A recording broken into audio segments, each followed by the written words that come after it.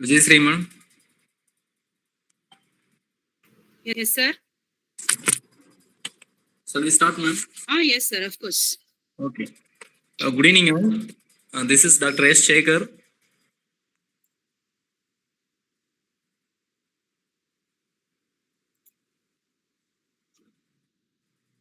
Sorry, please.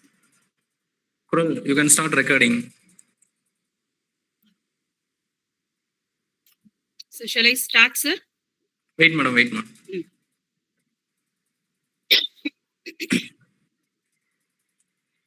So, good evening, all. This is Dr. S. Shekhar, founder and managing trustee of Star International Foundation for Research and Education, Tamil Nadu. I welcome you all for the 7 days online workshop on research methodology and publication ethics. Now, I would like to introduce few words about Day-1 resource person, Dr. P. Vijay ma'am, is an accomplished academician and researcher, currently serving as an assistant professor in Department of Commerce. She hold a PhD in Commerce from Wales Institute of Science, Technology and Advanced Studies. With extensive experience in guiding research scholars, she has published numerous articles in Scopus and UGC Care journals. She has also contributed to book chapter, edited books, and hold multiple utility patent in AI and business management. Recognized for her excellence in research and teaching, she had received several awards and actively participates in faculty development program, conference, and workshops. I welcome you, ma'am, once again. Thank you, sir. Thank you for your brief introduction about me, sir. Thank you so much.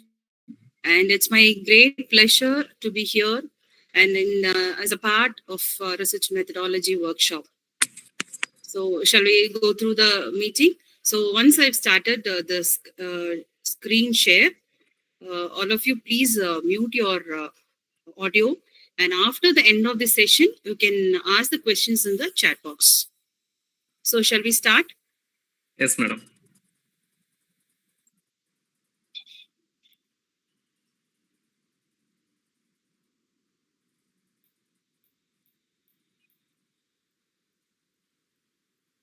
So we start the topic, the research methodology, introduction to research methodology. Ma'am, can you share the screen, madam? Sir?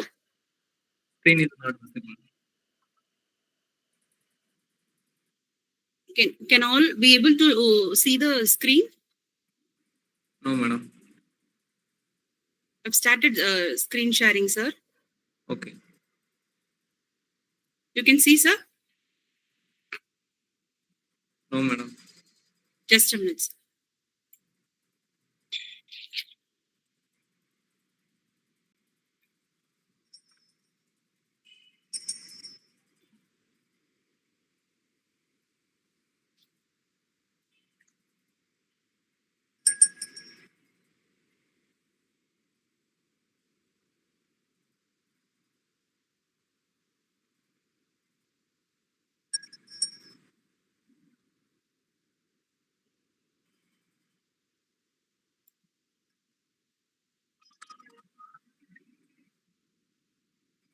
Now you can see, sir? Yes, madam. Yes.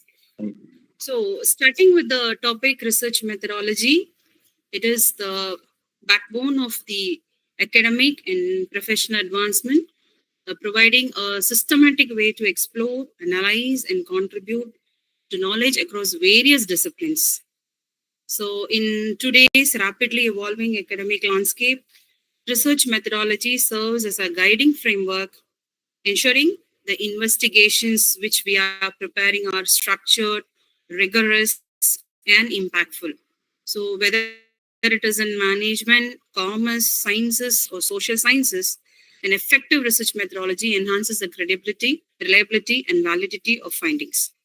So this research methodology helps in structuring the research questions and objectives. And it also ensures accuracy and reliability in data collection and analysis. And it provides scientific rigor to findings. And it bridges the gap between the theory and the practical application, which enhances the quality of publication and scholarly contribution. So in this session, we will cover the understanding of the basic research concepts. And this session aims to equip the students and the faculty members with essential research skills, enabling them to contribute effectively to their academic knowledge in professional fields. So I encourage everyone to actively participate and ask questions and engage in discussions to make out of this session. So a basic introduction, the research methodology is nothing but the process of identifying, gathering, and analyzing information about a topic. It includes specific techniques, procedures to use the step-by-step of the research process. So research methodology provides a framework and a guidelines for researchers to clearly define research questions. So it helps the researchers to identify the most appropriate research design, sampling technique, and data collection and analysis methods. So good research methodology helps researchers in planning their research effectively by ensuring optimum usage of their time and resources. It's just an overview of research methodology. So it provides a very high quality research and publications. The well-structured research methodology provides a high quality research and publications. It increases academic and professional credibility and better funding and collaboration opportunities, which was given by the institutions or some other projects examples. So significant contributions to policies, industries, and societal development. So by strengthening research methodology skills, one can enhance their own career, but also contribute meaningful to the global knowledge ecosystem. So I'm not taking much more time of explaining this research methodology. It's nothing but the process. The research methodology comprises of systematic analysis, research design, and the data collection, analysis strategies, and ultimately giving a reliable results. So before framing this, so what are the basic goal of a good research? So the objectives are elaborated or classified into 5: descriptive, exploratory, relevant, time-bound, and prioritized. So I'll be explaining each with the example. So this descriptive objective, it means it focuses on describing the characteristics of a subject or a feature or a function of a subject or a phenomenon or population. For example, a study on consumer behavior may have a descriptive object to analyze the demographics and preference of online shoppers. So why it so matters, this descriptive objectives is nothing but it provides a clear picture of the subject and helping the researchers to understand the consumer behavior trends or the patterns which exist in the market and able to formulate their future production process. So next is the exploratory objective. They are designed to explore a new area of knowledge or examine the potential relationship between the variables.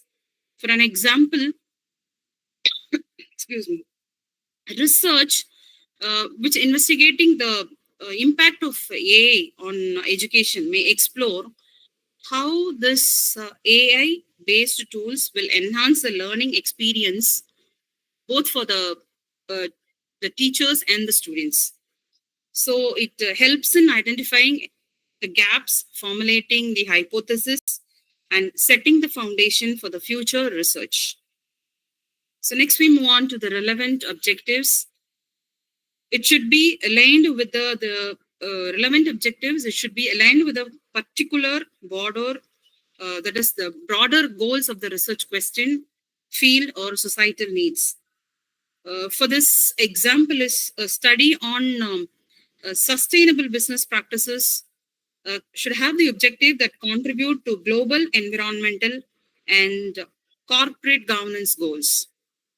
So it matters, that is, it relevance enhances this relevance enhances the impact, the credibility, and the applicability of their research findings. Next is time-bound objectives. This time-bound objectives, the name itself clearly mentioned that it should have a clear timeline. That is to ensure efficient completion and avoid delays. For an example, for us as a PhD scholar, we will be working on a thesis, should have a milestone like completing this particular literature review within 6 months and data collection with a particular period of 1 year. So that's a time-bound objective. So we have to do with particular time mentioned.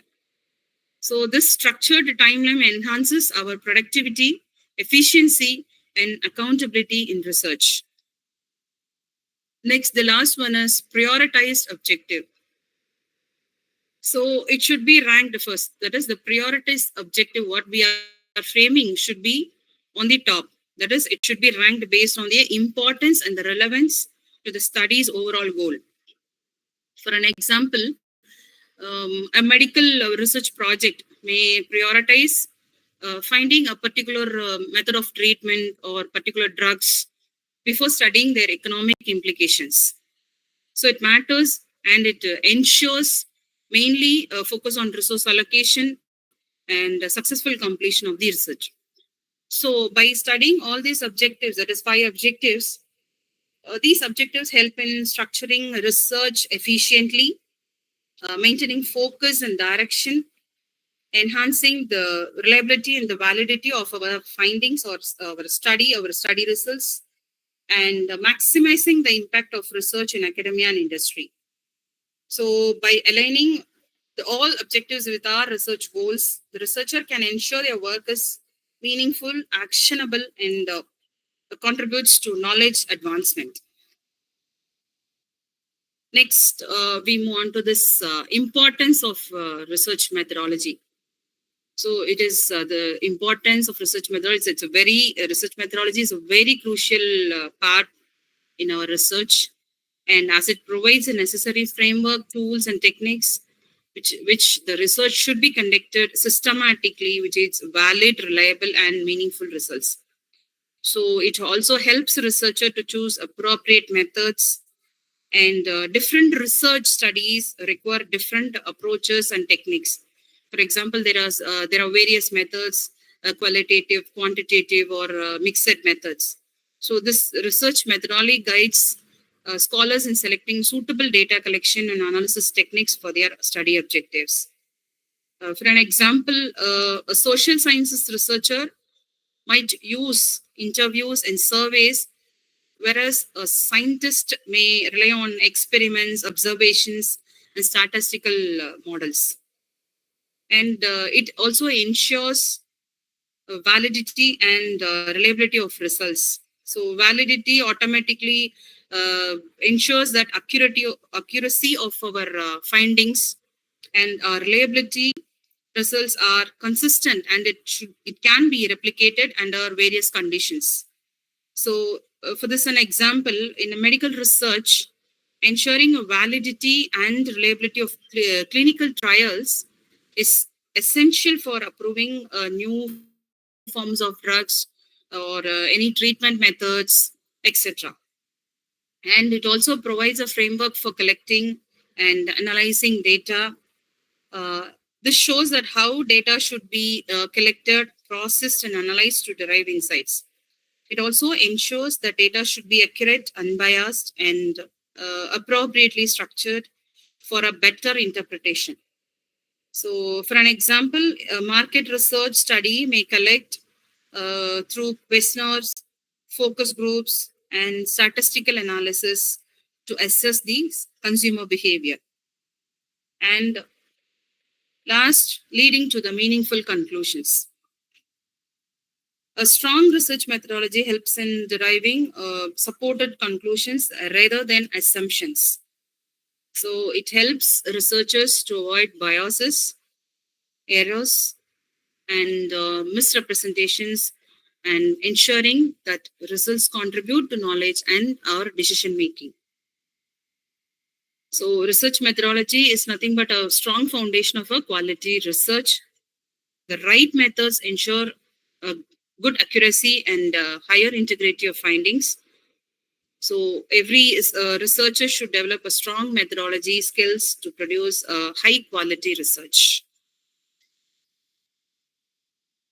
So next we move on to the research process.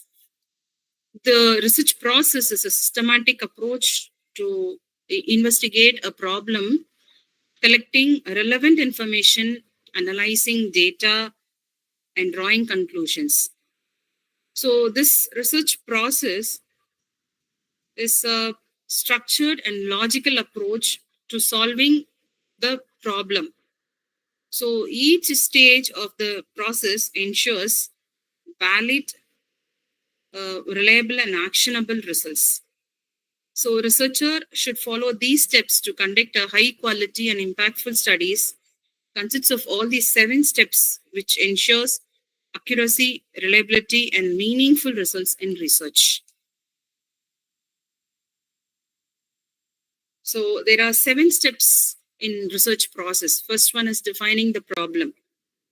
So the first step is in research is to clearly identify the problem or research question. So a well-defined problem provides a proper direction for the researcher and focus for the entire study. So for an example, if a company wants to understand why the products, a company wants to understand why its product sales are declining. So it just defining the problem, why the product sales are declining. So it clearly or concisely choosing or selecting a proper problem. Then planning the research design. This refers to overall strategy and structure for conducting the research, which includes determining the methods, research methods, selecting data, sampling techniques, variables, etc. and etc.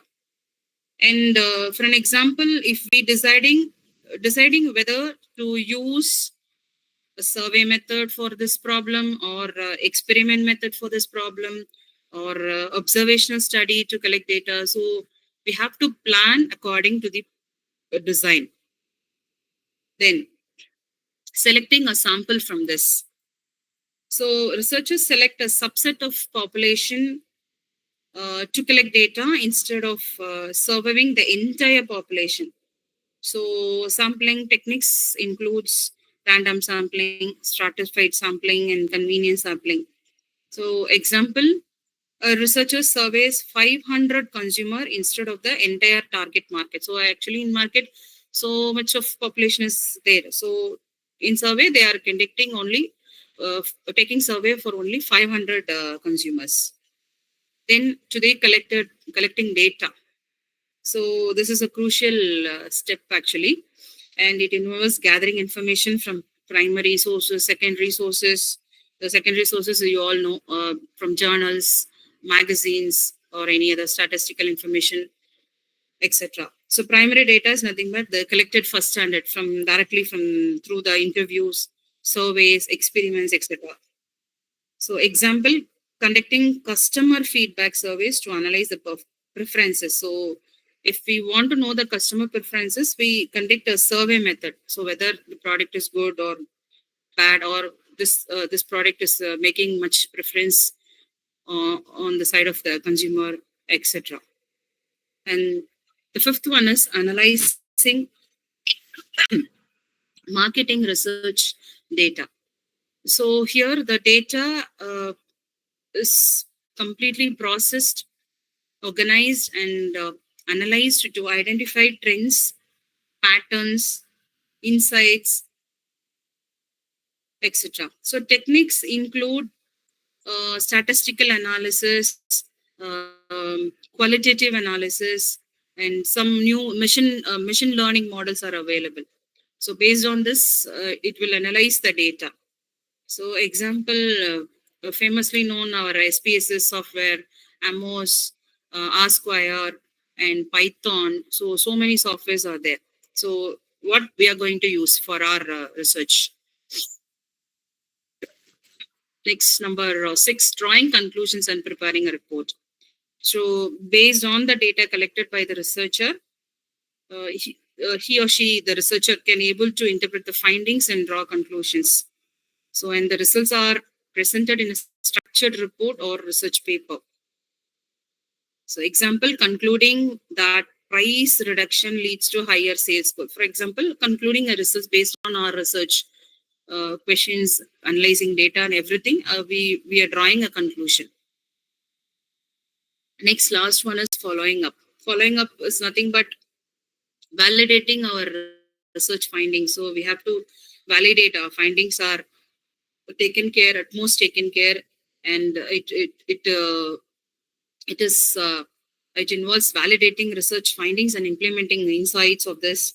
And the researchers should retest hypothesis or suggest some improvements in this. So, in all, structured research process should ensures accuracy, reliability, and meaningful insights. So each stage is essential for conducting a successful research study. So the research scholars should follow this framework for ensuring better quality research output. And now we move on to the types of research methodologies. Actually, there are commonly called as quantitative, qualitative, and mixed methods. So it's a little bit elaborated that mixed methods, and I've made possibly 10 types. So this research methodology refers to the systematic approach used to conduct research, collecting data and findings, and it depends on the nature and purpose and objectives of our research study. So different methodologies serve different purposes and objectives. So the choice of selecting a proper methodology depends on the research question you frame, that is the research scholar framed, and the data availability with them, and the required depth of analysis. So a combination of all these multiple methods is often used for comprehensive results. So now first we see about the quantitative research. So this quantitative research has 6 main characteristics. And this quantitative research is nothing but a systematic investigation that primarily deals with numerical data and the statistical methods to analyze our patterns, relationships, and outcomes of our study. So first one is structured tools. First characteristics is structured tools. The data collection in quantitative research follows a structured approach using standardized tools such as surveys, experiments, and questionnaires. So for an example, a university uses a multiple choice questionnaire to assess student satisfaction with their online learning programs. So in that, they want to analyze, they are making a survey to they are making a survey to know about the students' satisfaction level, whether they have to improve or any other new methods to be followed, and so on. And number 2 is sample size. Second character is sample size. So this relies on this represent a larger population, ensuring the results are statistically significant. So for an example of this sample size is, if a pharmaceutical company tests a new drug on 500 patients to determine its effectiveness before mass production. So the population is much larger. They are selecting a sample of 500 patients to determine their effectiveness of their drug.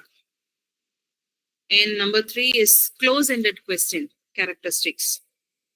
So this in this, the survey and experiments primarily use close-ended questions which predefined reasons and options, response option. Example, answering a question like yes or no, or a Likert scale that is 1 to 5. 5 is strongly agree, 4 agree, and 3 neutral, and 2 disagree, and 1 is strongly disagree, like so on. And for as an example of this close-ended question, a political polling firm asked voters, do you approve the current government's policies, with the response options like, do you agree? That given options like yes, no, or neutral. So this is a type of close-ended question. Then our fourth character is prior studies. So this quantitative research often builds on previous studies, and it uses the previous theories and data to frame the hypothesis and analyze the results. So for this, an example is if a marketing team compares sales data from previous year to predict future trends in consumer purchasing behavior. The next one is quantitative data. The researcher relies on this is on numerical data, which can be analyzed statistically to identify some patterns, correlations, etc. So an example is a social media analytics tool tracks the number of likes, shares, and comments on a brand post to measure the engagement rates, so the quantitative data. Then generalization of results. So findings from a well-designed quantitative study uh, can be generalized to a larger population if the sample is representative. So for this, an example is a national census survey collects demographic data from a sample of 1,000 households, and applies insights to the entire company, that is the entire country's population.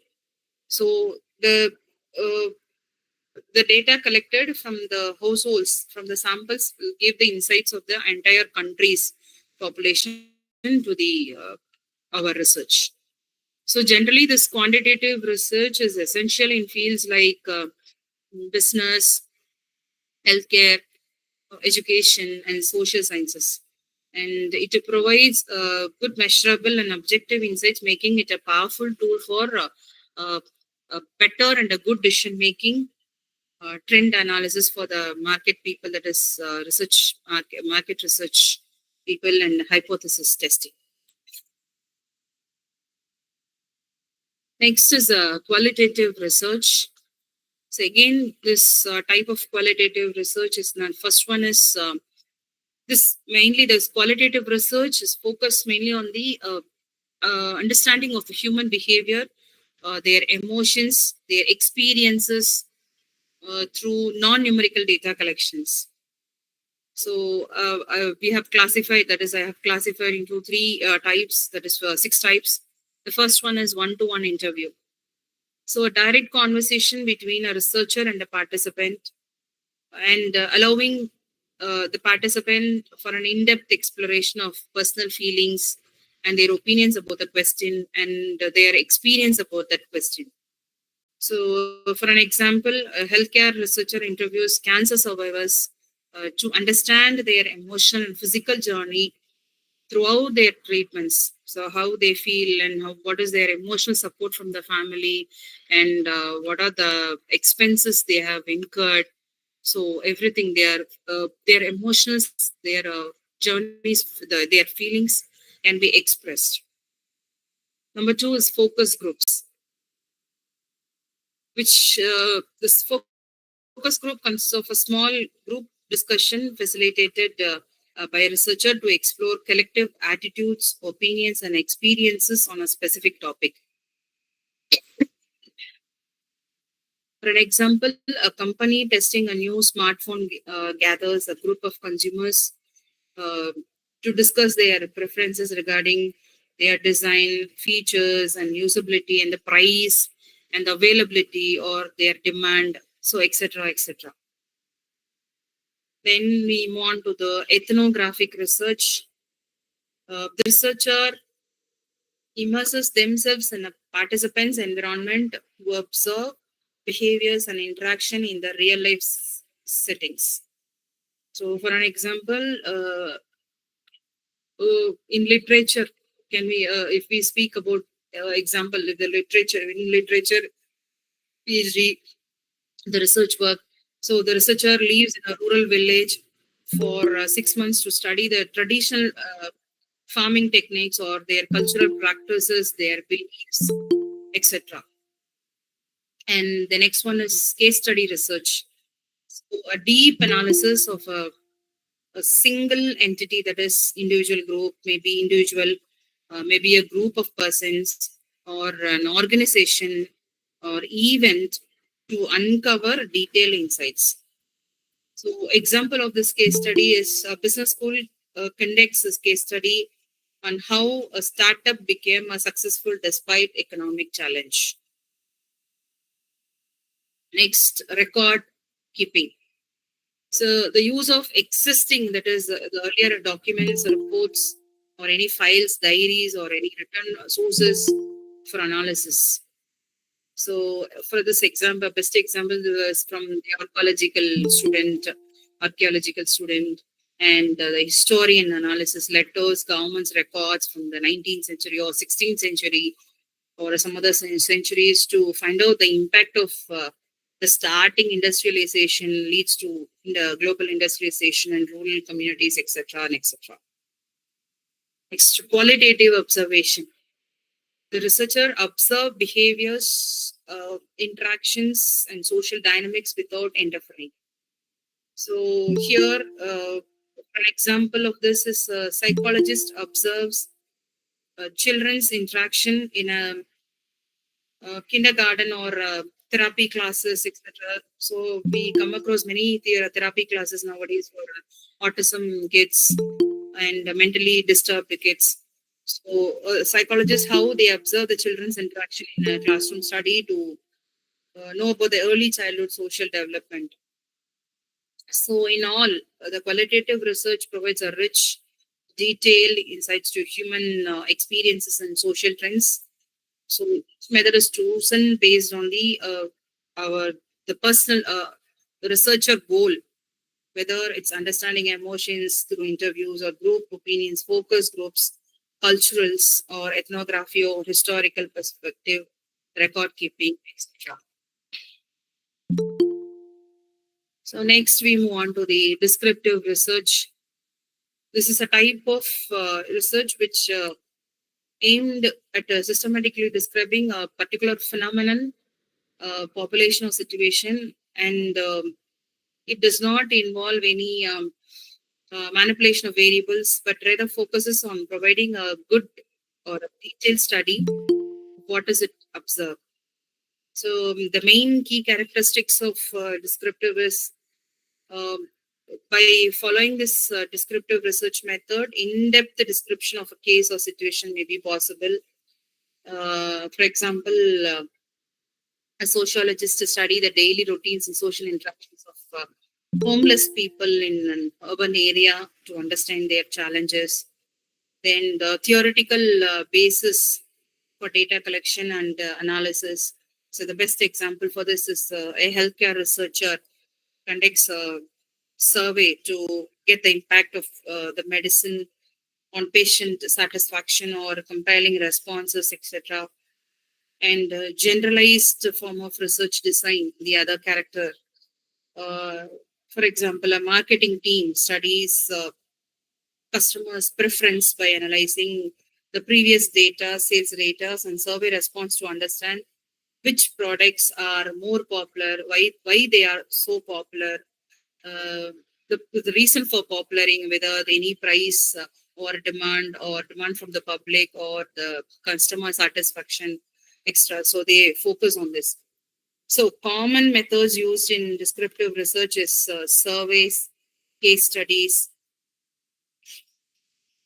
and observation method, and document analysis, etc. So the descriptive study is generally, and it is widely used in businesses, healthcare, social sciences, education,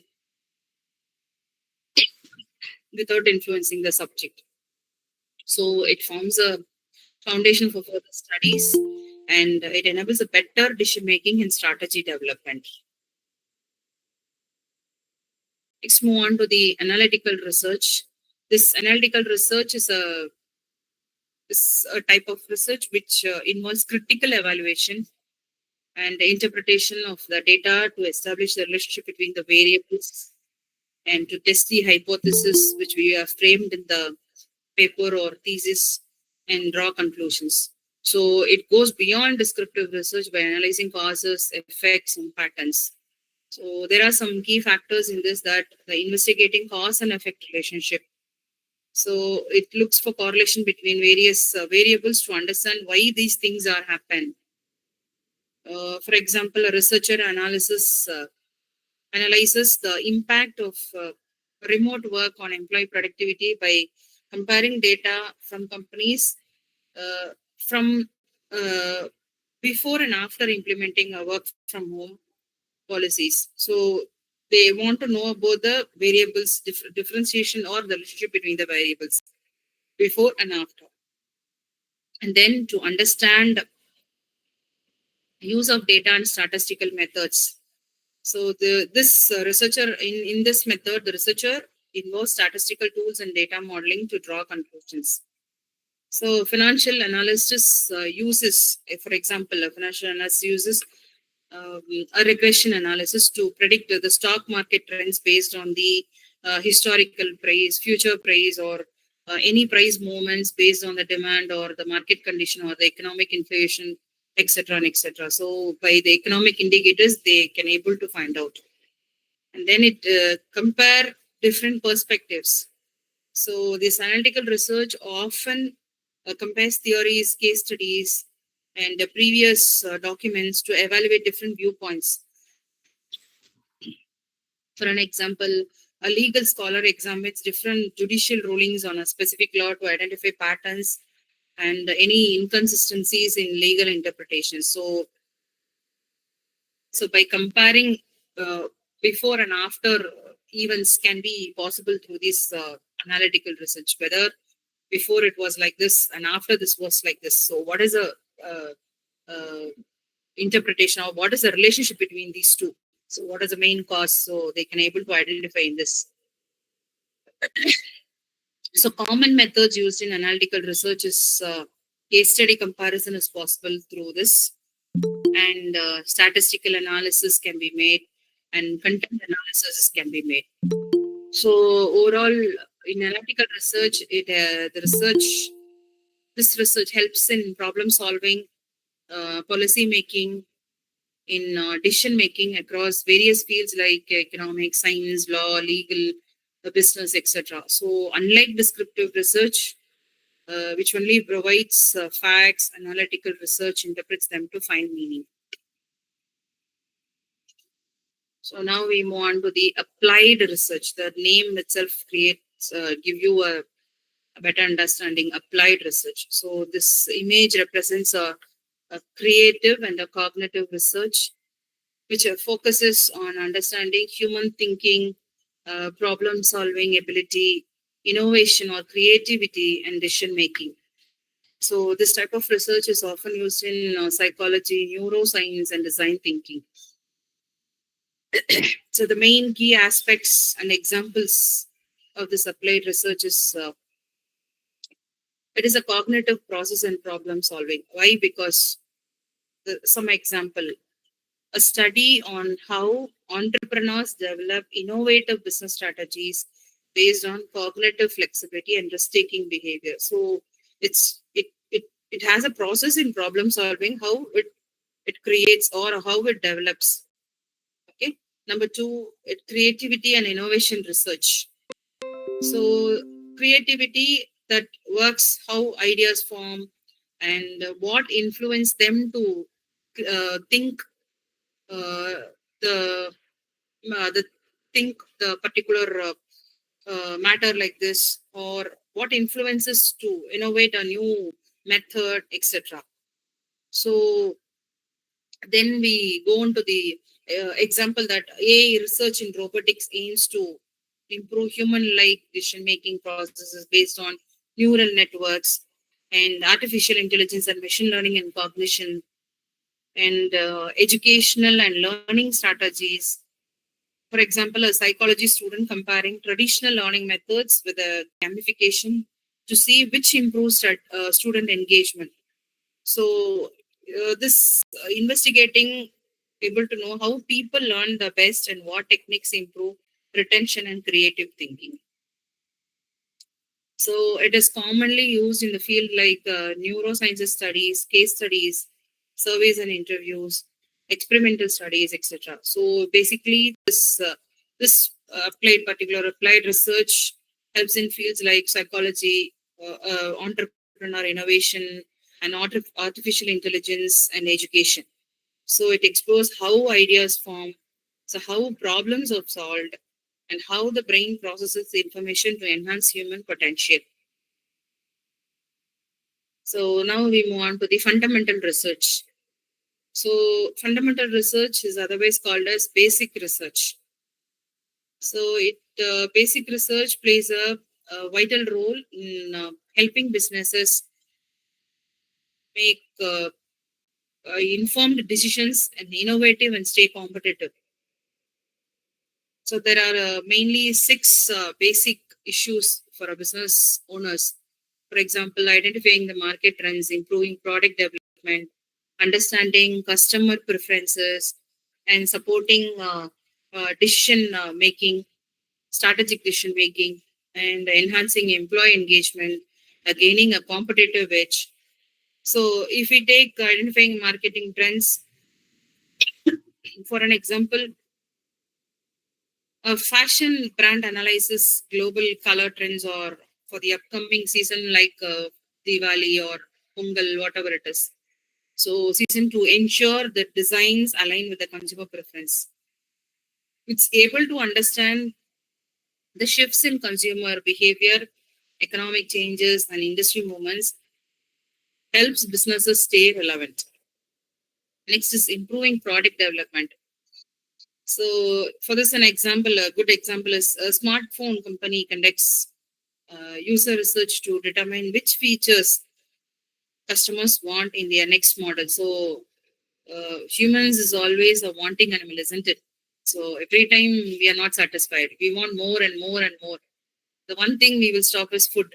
The other, for all other reasons, we want more and more, isn't it? So, uh, what the customers want in the next model. So, in this, the research helps the businessman to refine a particular product or particular a feature to meet consumers' need effectively.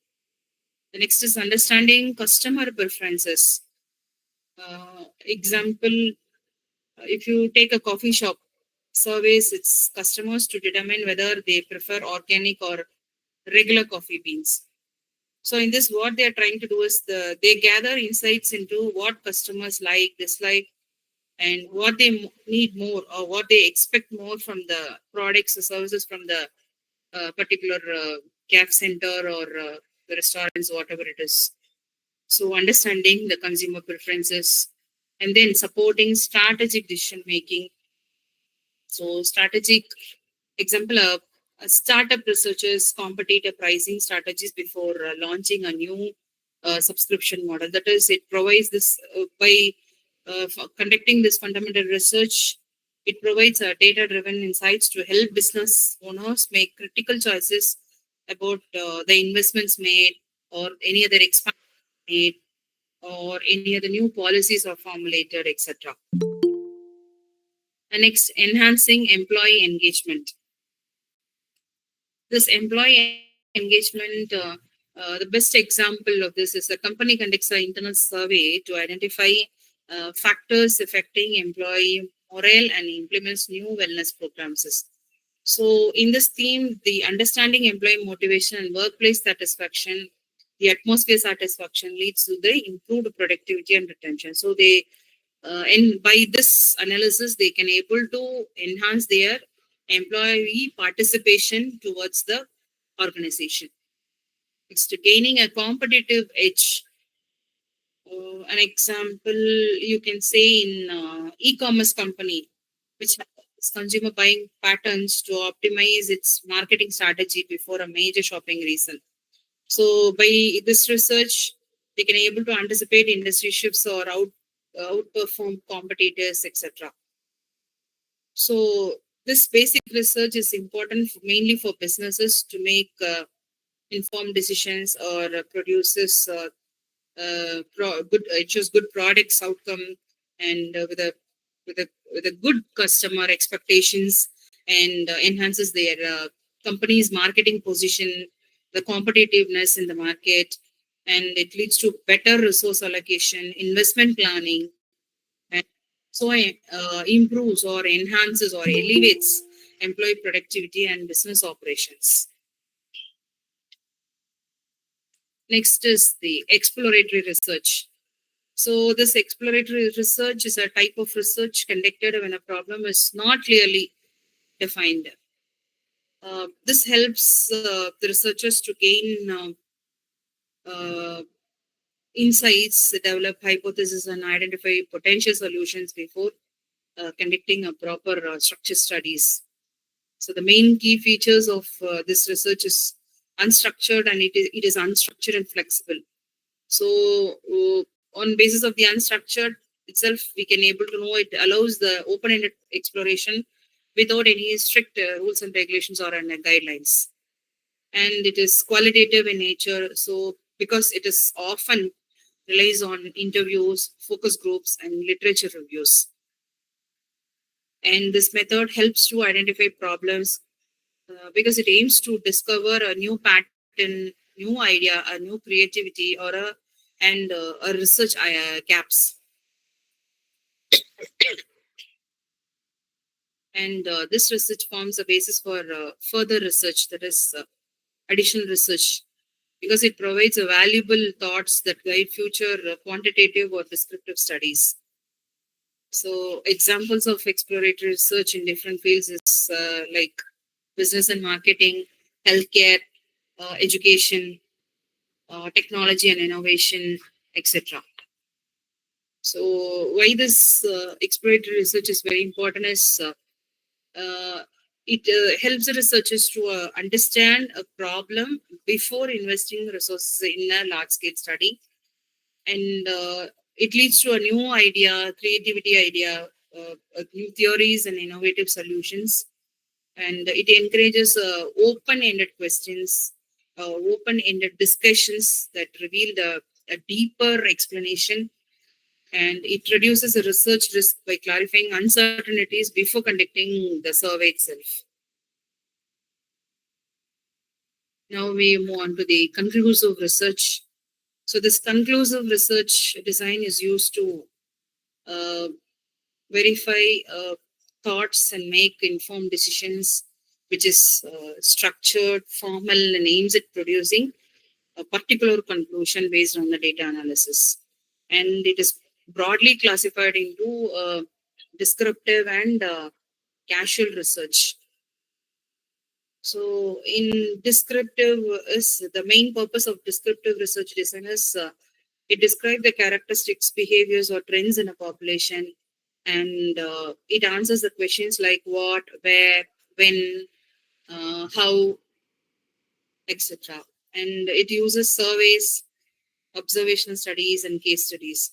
So for an example of this descriptive research design, if a company conducts a customer satisfaction survey to measure a brand perception, or a government agency studies literacy rates in different regions using their census data, etc. In the casual research design, the purpose of this is to determine cause and effect relationship between the variables and answers why and how one factor influenced the other. So it uses experiments and statistical analysis. The main example for this is a retailer tests whether reducing prices increase sales through testing between A and B products testing. Or a pharmaceutical company tests the effectiveness of a new medicine or new drug through some clinical observation or experiments. So there are basic five difference, that is basic differences between the descriptive casual research design and casual research is nothing but based on the objective. Descriptive is nothing but describes facts and patterns, and whether as casual research identify cost and effect relationship. And number two, the methodology, the descriptive is based on surveys, observation, case studies, and this casual is based on the experiments, control groups, statistical, etc.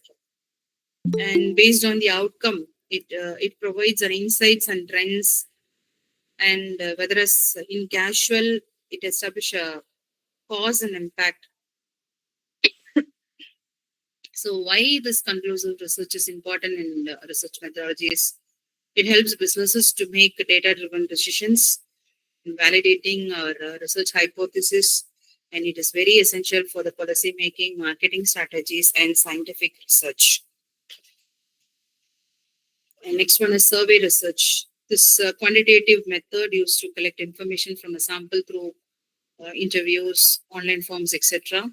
And there are many types of survey research: cross-sectional, longitudinal, descriptive, analytical, and so on. Four types we have. So the main advantages of this survey research is nothing but cost and effect can be conducted on, because it can be conducted online or by reducing their expenses. Fast and efficient. So it can collect response from thousands of people quickly. Scalable, works for all small and large groups, large populations, and quantifiable, provides a good measurable thoughts for or insights for decision making. So some of the real life examples is healthcare studies. For example, hospitals conduct a patient survey to evaluate the service quality or the service provided by the hospital, how it was, whether the patient is very much satisfied with the service given by the hospitals, etc. Next is case study research. This is an in-depth investigation of a specific individual group or an organization, event, or a common phenomenon, etc. And it is widely used in social sciences, businesses, and medical research to explore real-world applications. So main key elements of this case studies are the subject, the research, method, criteria, data, evidence, conclusion, knowledge.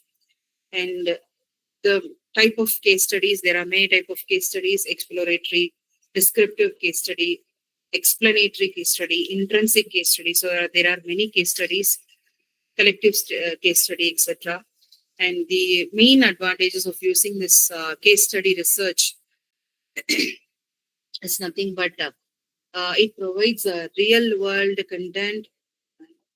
It explores complex issues in very detailed form, and it uses multiple sources of data, which leads to a new discoveries, a new innovation.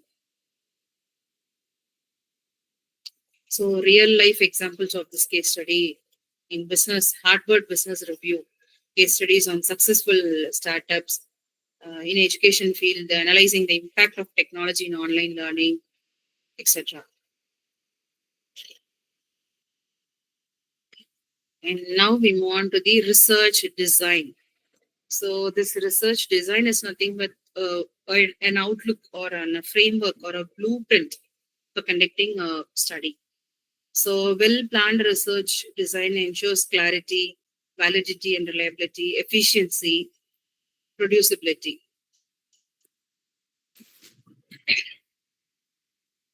And there are many types of research design, such as exploratory research, descriptive, casual research, experimental research, and so on. So this research process consists of these steps. So first one is topic, goals, and rationale. So the foundation of any research study involves defining a particular clear topic, setting clear objectives, and establishing the rationale for conducting the study.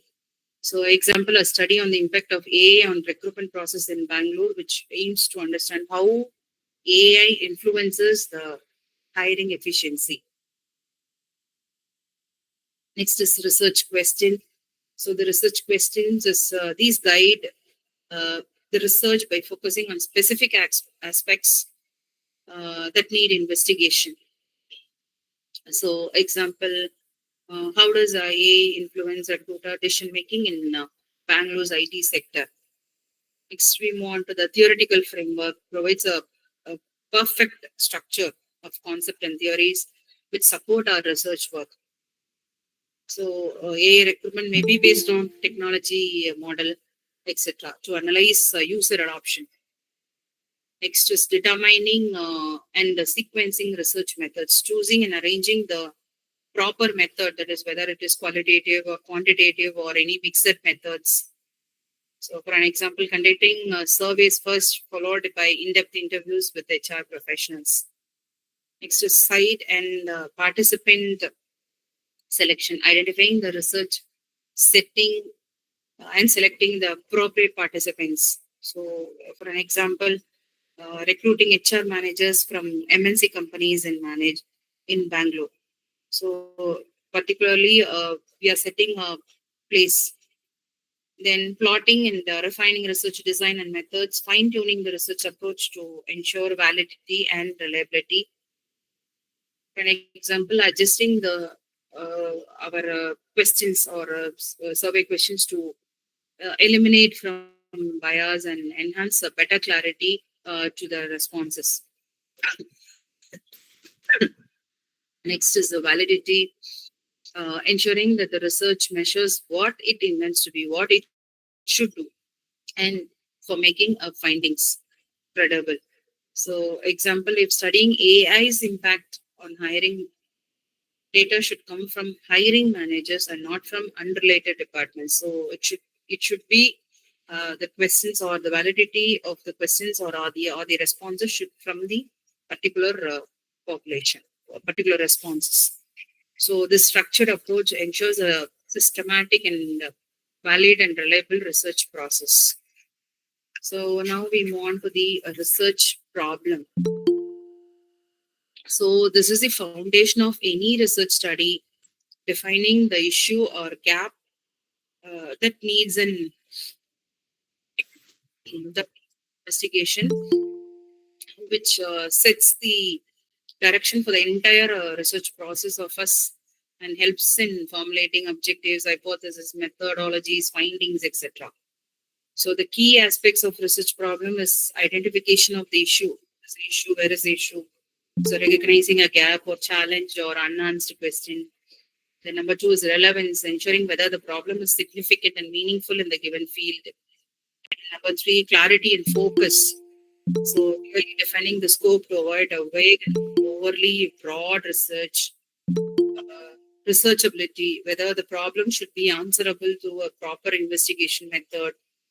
So for an example, like this topic, finding out the problem like in banking sector, stress studies.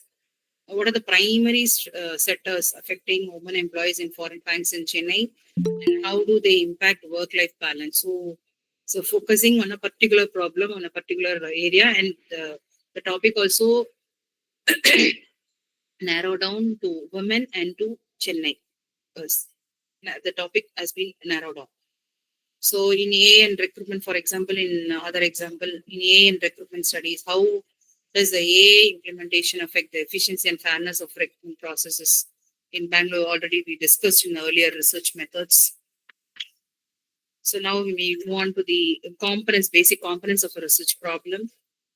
The research consumer, so the end user of the research findings, such as policy makers, businessmen, businesses, academicians, or the general public. Number 2, research consumers' objective, a goal or motive behind conducting the research, which defines consumer what they want to achieve. And alternative means to meet the objective. The research should explore multiple ways to solve the problem or to achieve objectives. And doubts in the selection of alternatives. There may be uncertainty about which approach is better.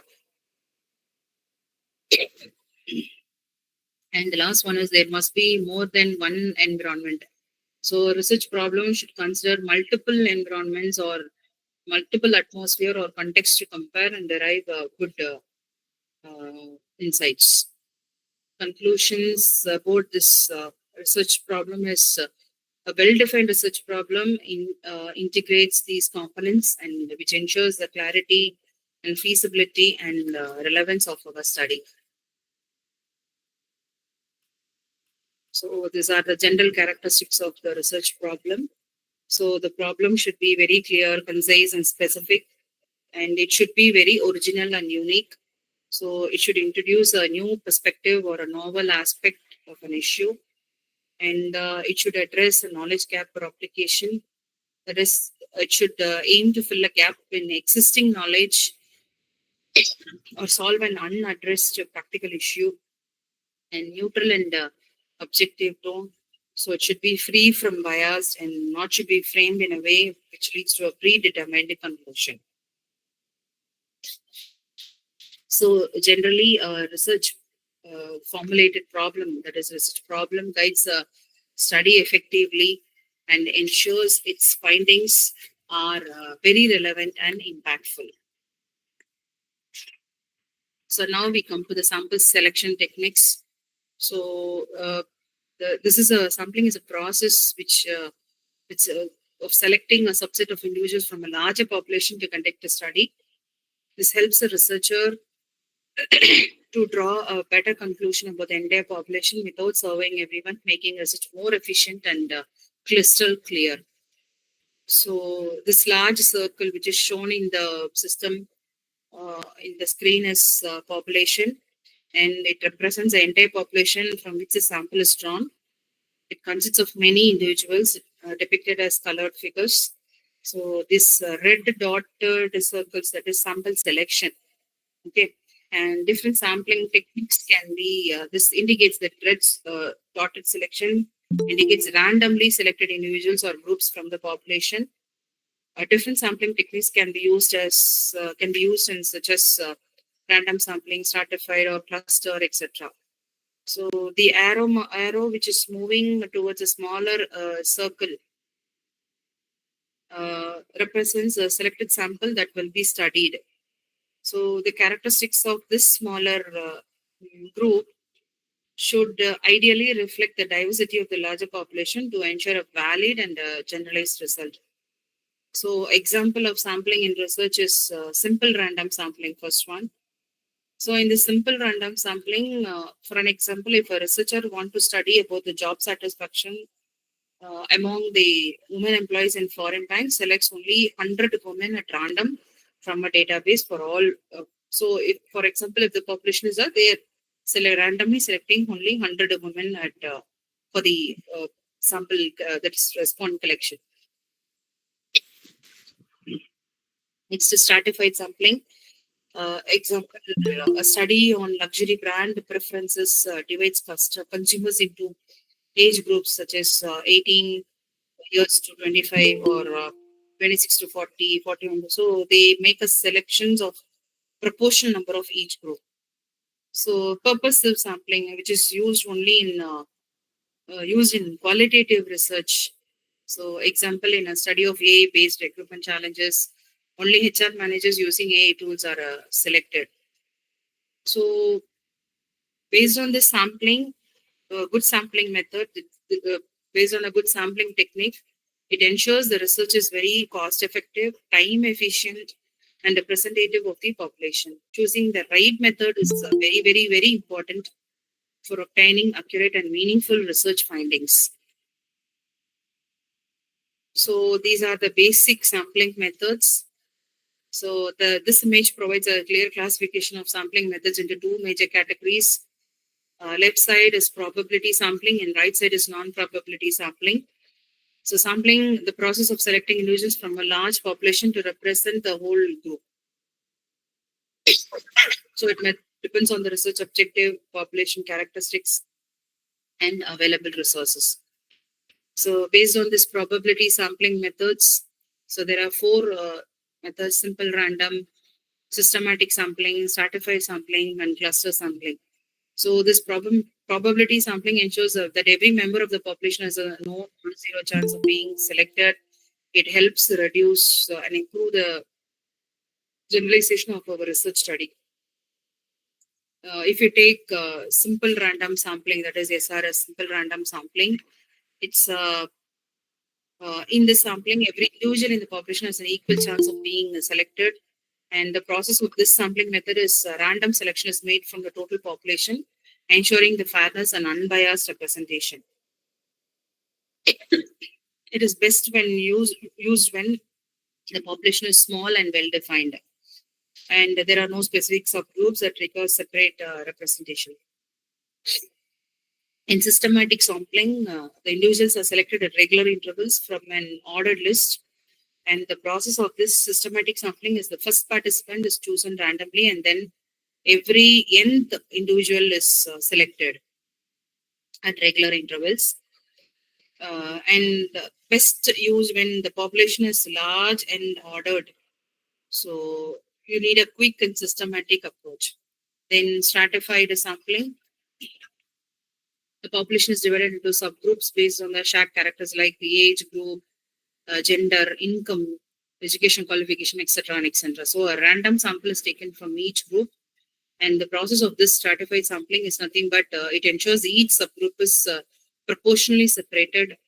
Sorry, is proportionally represented in the final sample.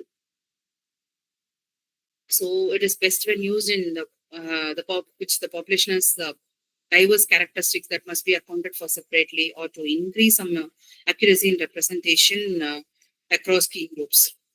And then cluster sampling, it is divided into groups. A very few entire clusters were randomly selected for sampling. So the process of this cluster is instead of selecting individuals, entire groups are chosen for ease of data collection. So it is best used when the population is spread out geographically, or collecting data from entire groups is more practical than selecting a particular individual. Now, non-probability sampling method.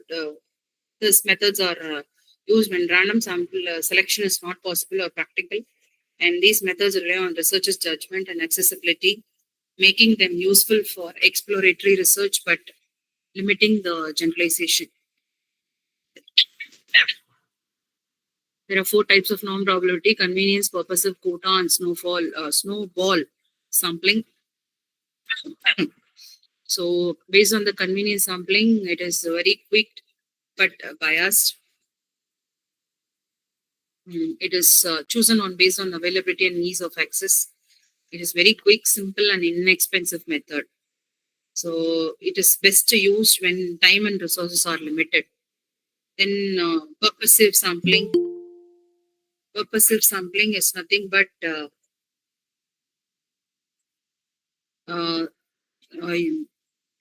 researcher use their own judgment, and it is also called as the purposive sampling is also called as judgmental sampling, because the researcher use their own judgment to select participants to fit in this method, and this method ensures participants are relevant to their research objective. What are the objective they have framed for the paper or a thesis? They found the relevant participants. And it is best used when expert opinions on specific characters is required, or so it focuses on deep insights rather than generalization. It is used. So now the quota sampling. So the quota sampling is divided nothing but it's divided into segments based on the characters like age, gender, or occupation. A specific number of participants selected from each segment to be get responses, and it is best when used is need to maintain a subgroup representation, and random sampling is impractical due to accessibility concerns. Then snowball sampling. Existing participants refer new responses, forming a chain-like recruitment process, and it is used to reach or hard to find the populations. So it is best when used. The population is difficult to reach out.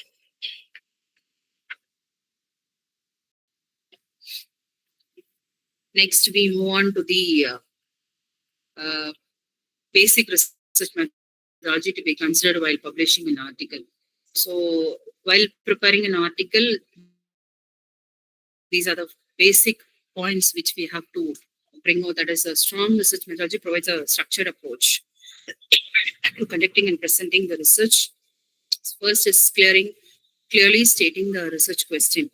So a research question defines the main focus of your study. It should be very specific, measurable, and researchable. And why it is very important is it should provide a clear direction for research and helps to identify the appropriate research methods. Outlining the chosen research design. This refers to the overall strategy used to answer the research question, and it can be qualitative and quantitative or mixed method.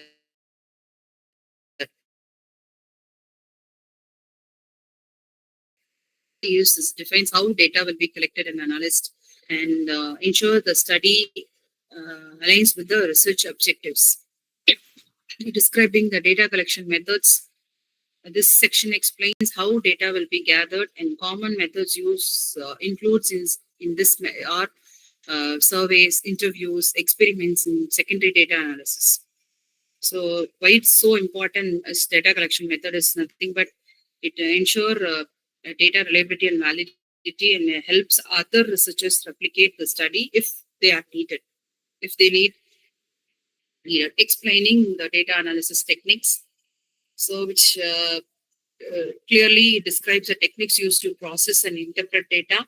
And methods can be statistical analysis like SPSS or Excel or some other apps like R Square, R programming, and AMOS, etc. AMOS, etc. And this is very important to ensure the research findings are credible and interpretable and supports conclusions with scientific evidence. Justifying the methodological choices. So by specifying other, that is by specifically particularly mentioning the research methods, data collection tools, and analysis techniques which are selected, and justification should be aligned with the research question and the objective and to the methodology or sampling methods are adopted. So it by this methodological is focused mainly in the research paper is it demonstrates that research is methodologically sound and it helps reviewers and readers understand the logic behind the approach. So well-structured research methodology ensures clarity, accuracy, and reliability in research. And for example, if we take the components like research question, design, collection method, analysis, methodological. So first we see the research question. The purpose of the research question is nothing but to define the study focus. For an example, how does AI affect recruitment in Bangalore? So straight away clearing and straight away it is point outing the question. Based on the research problem, it frames a question. Research design. Set study structure, that is outlook of the paper. Example, survey-based quantitative or qualitative, and data collection, nothing but gathering supportive data from the respondent and based on the surveys, interviews, observation, etc. And data analysis, nothing but it interprets findings from statistical test, content analysis, etc. Justification of methods is nothing but to explain why these choices were made in my paper, the researcher's paper, why this sampling method is used, on what basis it is used, and justification of your sample size, everything should be made here. And surveys for large samples, interviews for deep insights too. And the last one is standard structure of a research paper. These are the standard structure we should maintain in a good article. First one is title, the name of the research paper, conveying its main topic. And number two, abstract, a brief summary of the research, including objectives, methodology, and a crisp and clear keywords, key findings, and conclusion should be there. And in keywords, this particular important terms that fully describe the research topic, helping in indexing and researchability. For example, the keywords like digital marketing, consumer behavior, online media, online advertising media, and online advertising, social media influence, e-commerce, etc. Next, fourth one is introduction, introduce the research topic, significance and background and research objectives. And next one is methods, which describes the design, data collection, analysis methods used, etc. So So it should be in a proper format. Then number 6, results presents the key findings from the research in a very clear and structured manner, often using tables, charts, or graphs. And then we move on to the discussion. In discussion, which interprets the results what we got and explaining their importance on comparing with them with the previous study based on our topic. In conclusion, summarize the overall study and highlights the key findings of our study and the main other implications and potential future research directions.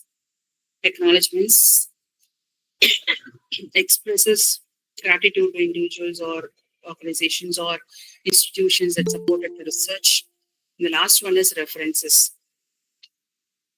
This references list all sources cited in the research following a specific citation style like ALA, MLA, and etc., Harvard, etc.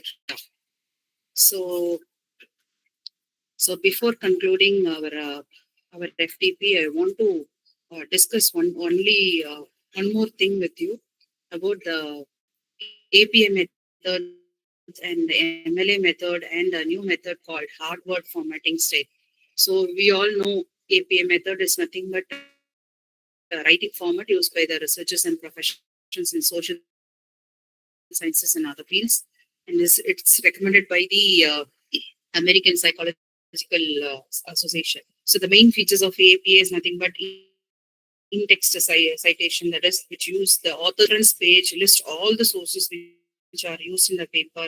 Headings use centered, boldface, capitalized headings to separate sections, and font, language, etc. These are the main features of APA. And this main purpose of APA style is it helps the writers to create a clear, precise, and good sentences. It also helps writers credit other people's words and ideas to avoid plagiarism. So it is commonly used in social sciences like psychology, sociology, education, etc. And MLA style. And MLA style is a set of guidelines for writing, formatting, and citing sources. It's often used in humanities, especially for writing about language and literature. And it is mainly used in humanities like literature, philosophy, research, etc. Its main focus is nothing but it emphasizes the author's name and the page number and not the publication date. But whereas in the APA is they emphasis on the date of publication. It is APA emphasis on the date of publication, whereas MLA emphasis more on the author's name and page number, not the publication date. So key feature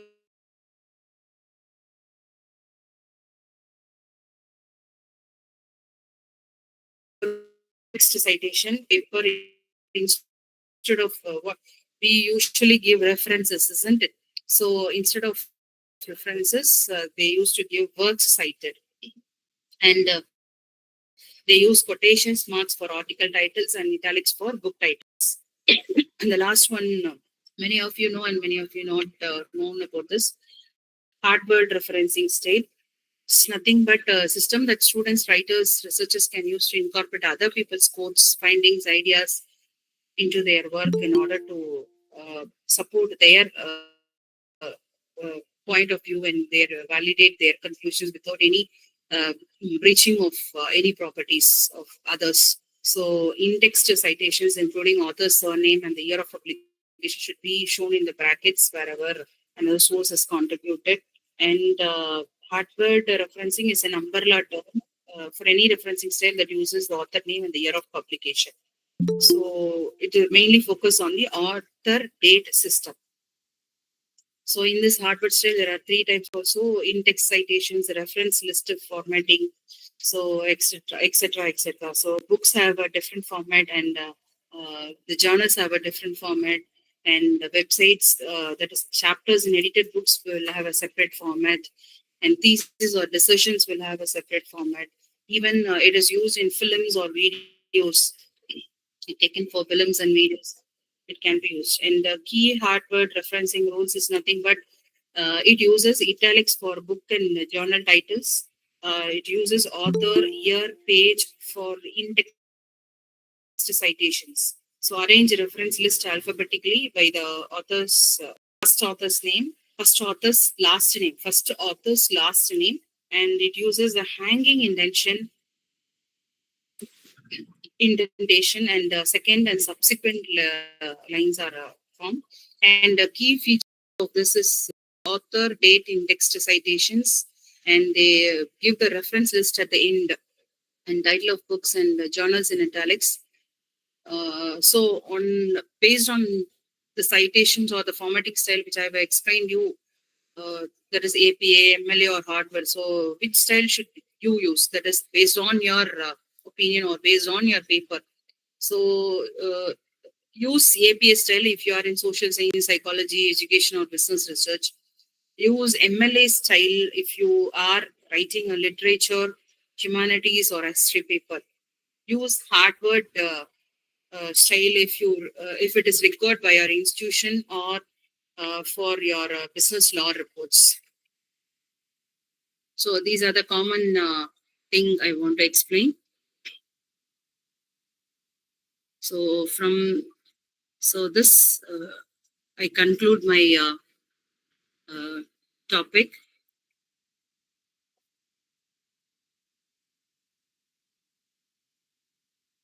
So if anybody have any questions, you can give in a chat box.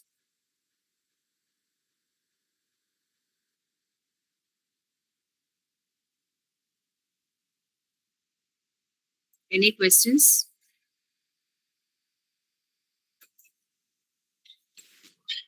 Thank you, Sunita. Thank you, Kavi.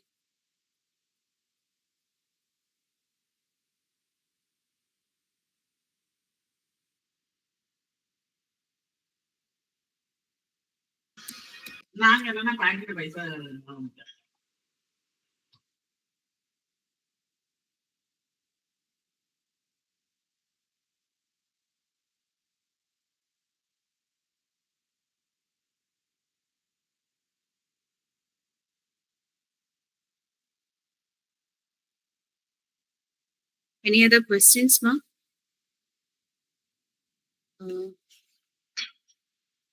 So one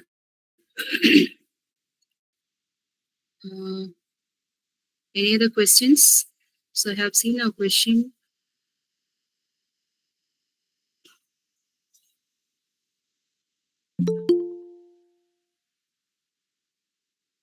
Any questions, ma'am? Madam Vijay Singh, ma'am. Yes, sir. Thank you, ma'am. Thank you so much for your wonderful. Sir, one thing I have seen a question like multi-random sampling. Can I explain that, sir? Okay, ma'am.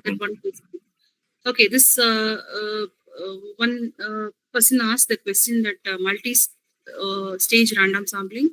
It is nothing but a complex form of cluster sampling, which involves selecting samples in a various stages rather than using in a single step. So the various stages are nothing but defining the population. And in the first stage, you're selecting the primary sampling units. And in the second stage, secondary sampling units are selected. And next to the subsequent stages, additional stages, and selecting smaller and smaller units at each step. So for an example of multi-stages, in first stage, randomly select districts from the country. So it's nothing but the multi-stage sampling is nothing but a small derivation from a cluster sampling. You understood?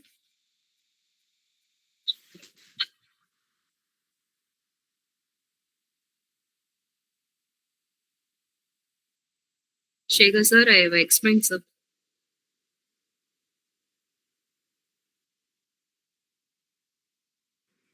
Okay, ma'am. Thank you, ma'am. Thank you, sir. Thank you for your organization, sir, for giving me a wonderful opportunity to be a part in this research methodology, sir. Thank you so much. Thank you so much.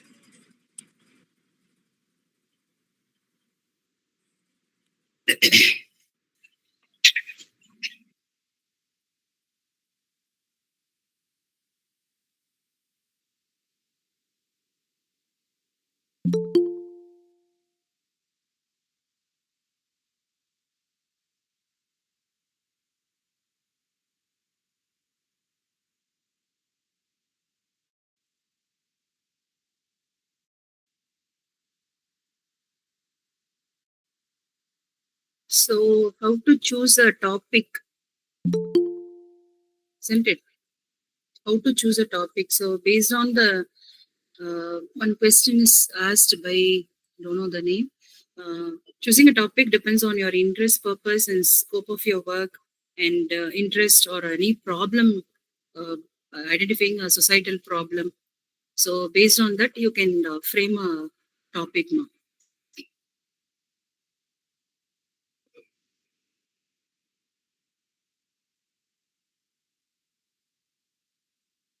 Yes, Niveda, if collecting 100 surveys from the n number of population, you have to decide whether the population is known or unknown.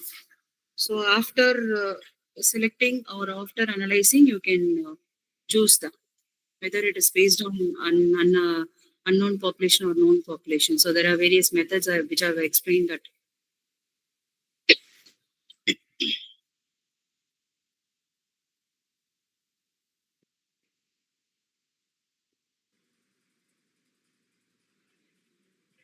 Ma'am, thank you, ma'am. You Thank can you. wind up, ma'am. Thank you. Thank you so much, sir. Thank you.